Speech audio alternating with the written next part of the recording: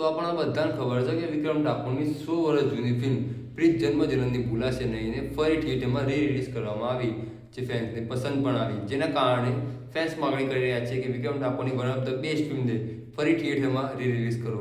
હું કઈ ફિલ્મની વાત કરી રહ્યો છું તેની આપણે વિડીયોમાં આગળ વાત કરીએ. તો વિડીયો સ્ટાર્ટ કરીએ. તો મારું નામ છે મિસિસ સ્ટાર્ક, તમે જોઈ રહ્યા છો અમારી ચેનલ એક્સપ્લેન વિથ અસ.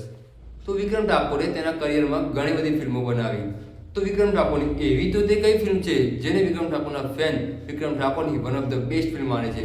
હું જે ફિલ્મની વાત કરી રહ્યો છું તે ફિલ્મ છે મા બાપના આશીર્વાદ, જે 2013માં રિલીઝ થઈ હતી. જે ફિલ્મમાં હતા મમતા સોની અને વિક્રમ ઠાકોર. તો એ ફિલ્મ ખૂબ જ ઇમોશનલ ફિલ્મ હતી, જેના કારણે ગુજરાતી પબ્લિકને તે ફિલ્મ ખૂબ જ પસંદ આવી હતી.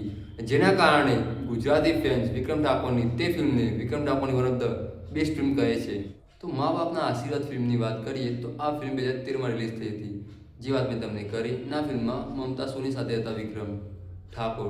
તો જ્યારે આ ફિલ્મ રિલીઝ થઈ હતી ત્યારે આ ફિલ્મનું બજેટ હતું 1 કરોડ રૂપિયા, જે એ વખતે ખૂબ જ વધુ માનવામાં આવતું હતું. ત્યારે આ ફિલ્મે કમાણી કરી હતી 3 કરોડ રૂપિયા, યાની બજેટથી 3 ગણો વધારે કમાણી કરી હતી. આ ફિલ્મ લગભગથી 2 થી 3 મહિના થિયેટરમાં રહી હતી. તે વખતે તો મારી ઉંમર નાની હતી, છતાંય પણ હું પોતાની ફેમિલી સાથે ફિલ્મ જોવા ગયો હતો. તો વિચારી શકો છો કે ફિલ્મ કેટલી સારી હશે. કોઈ બી ફિલ્મ જ્યારે ફેમિલી સાથે જોવા જાય બધા, એનો મતલબ કે ફિલ્મ સારી જ છે અને કમાણી પણ ખૂબ સારી કરે. તો જે પણ લોકો આ વિડીયોનું થંબનેલ જોઈને વિડીયો જોવા આવ્યા તે બધા આ ફિલ્મ જોયેલી જ છે, પણ નથી જોઈ. જેને અમુક લોકો છે જેને આ ફિલ્મ નથી જોઈ, તો તેમને હું આ ફિલ્મની સ્ટોરી કહી દઉં. તો આ ફિલ્મમાં એક નાનું કુટુંબ હોય, જેમાં વિક્રમ ઠાકોર નાનો ભાઈ હોય, તેનો એક મોટો ભાઈ હોય. જેમાં વિક્રમ ઠાકોરના પપ્પા તેને વિક્રમ ઠાકોરને પોતાથી દૂર રાખતા હોય અને મોટા ભાઈને પોતાના નજીક રાખતા હોય. વિક્રમ ઠાકોર વધુ ભણેલો હતો નહીં, એનો મોટો ભાઈ ખૂબ જ સારો ભણેલો હોય, એન્જિનિયર હોય. છતાંય વિક્રમ ઠાકોર પોતાના મા બાપને રાખવાને એક મોટો આદમી બને.